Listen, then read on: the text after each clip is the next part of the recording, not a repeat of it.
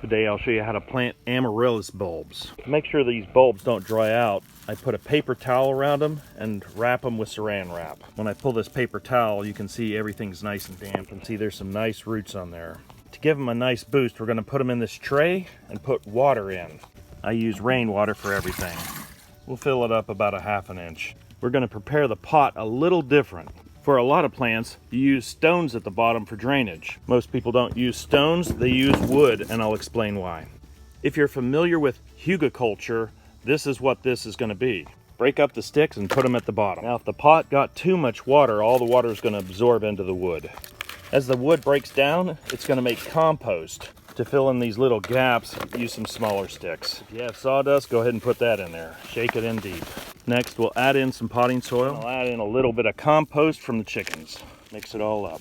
We'll make a divot for the bulb. Now we'll place the bulb in. You can put the bulb in about halfway because we're going to mulch it.